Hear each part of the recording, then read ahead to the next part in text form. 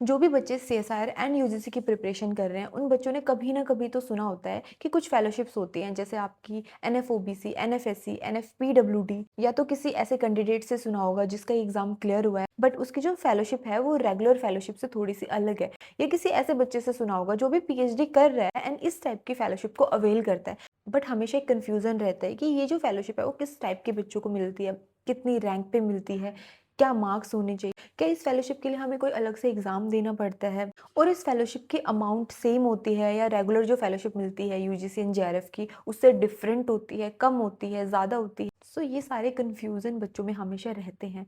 So hey everyone, my self Puja and I am a research scholar. This is the 4th year of my PhD and आज इस video में हम बात करने वाले हैं इन सारे फेलोशिप्स के बारे में। तो स्टार्ट करने से पहले एक चीज़ मैं और बताना चाहती हूँ, मैंने जॉइंट सीएसआईआर यूजीसी नेट का एग्ज़ाम दिया था एंड मैं जो फेलोशिप ले रही हूँ अभी अपनी पीएचडी में वो एनएफओबीसी फेलोशिप है।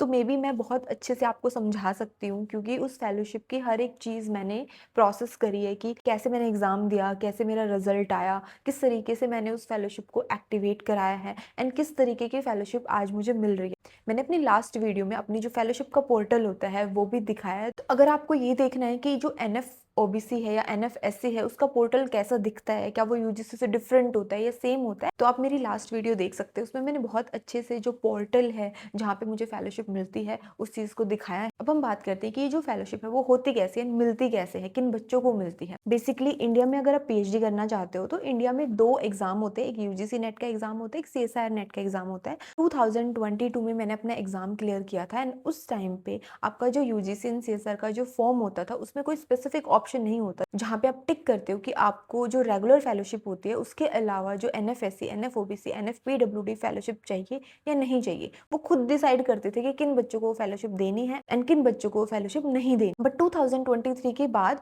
उन्होंने एक ऑप्शन देना शुरू कर दिया जिसमें जिन बच्चों ने वो ऑप्शन फिल किया है सिर्फ उन्हीं बच्चों को वो फेलोशिप मिलेगी, उसके अलावा किसी को वो फेलोशिप नहीं मिलती। बट 2025 से वो वापस से अपने उसी फॉर्मेट में चले गए हैं जहाँ पे वो कोई ऑप्शन नहीं दे रहे हैं एंड वो खुद डिसाइड करेंगे कि किन बच्चों को फेलोशिप मिलेगी और किन बच्चों को फेलोशिप नहीं मिलेगी। अब हम बात करते हैं कि कोई अलग से एग्जाम देना पड़ता है इस फेलोशिप को लेने के लिए, तो नहीं, आपको अलग से कोई एग्जाम नहीं देना।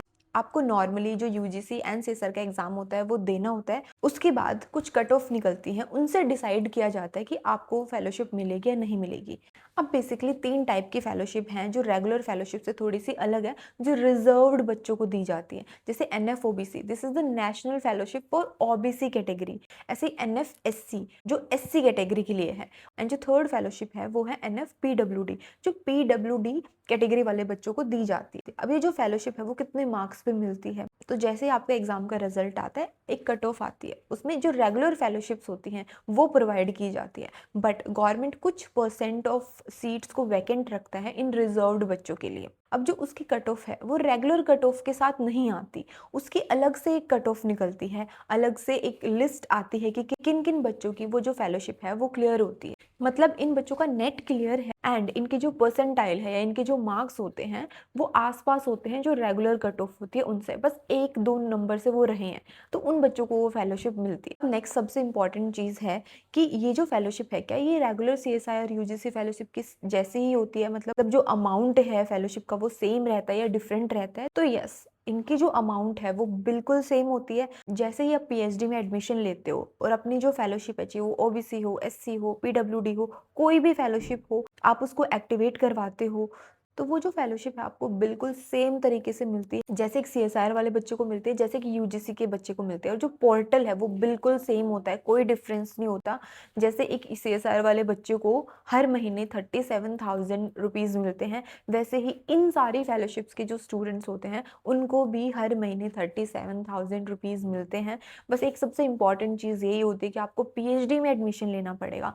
जब आप पीएचडी में एडमिशन लोगे तभी आप इस फेलोशिप को एक्टिवेट करा सकते हो, अदरवाइज इस फेलोशिप का कोई यूज़ नहीं है। एंड नेक्स्ट इंपॉर्टेंट चीज़ कि जो आपकी रेगुलर फेलोशिप है उसका भी क्राइटेरिया होता है कि आपका जब एग्ज़ाम रिजल्ट आया उसके 3 साल तक आप उस फेलोशिप को एक्टिवेट करा सकते हो। सेम ऐसे ही आपका जब इन फेलोशिप के लिए रिजल्ट आता है उससे आप 3 साल तक इस फेलोशिप को एक्टिवेट करा सकते हो। उसके बाद वो जो फेलोशिप है वो किसी काम की नहीं होती, उसके बाद आप उसको एक्टिवेट नहीं करा सकते। ये नॉर्मल फेलोशिप में भी होता है। एंड ज़्यादातर ये जो फेलोशिप है वो सीएसआईआर नहीं देता, यूजीसी देता है।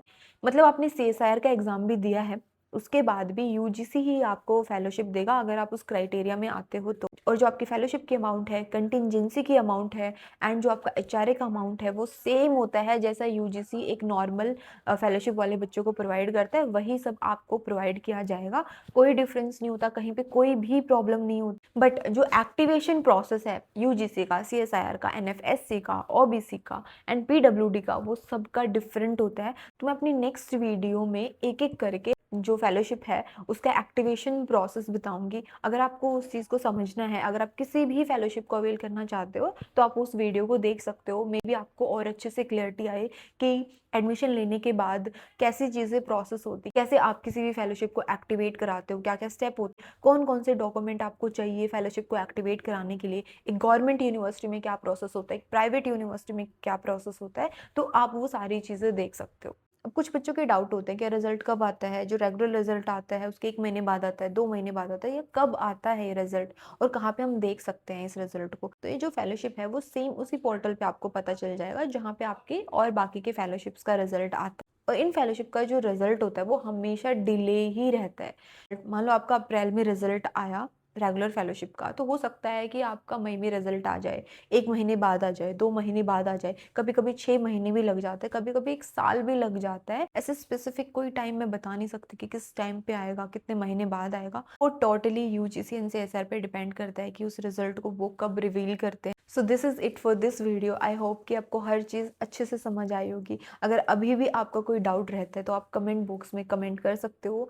मैं कोशिश करूँगी कि आपका जो डाउट है वो क्लियर करूँ। And thank you so much. If you like this video, अगर किसी भी तरीके से ये वीडियो आपकी हेल्प कर रही है, so please subscribe to my YouTube channel, like, share and comment. Thank you. Bye.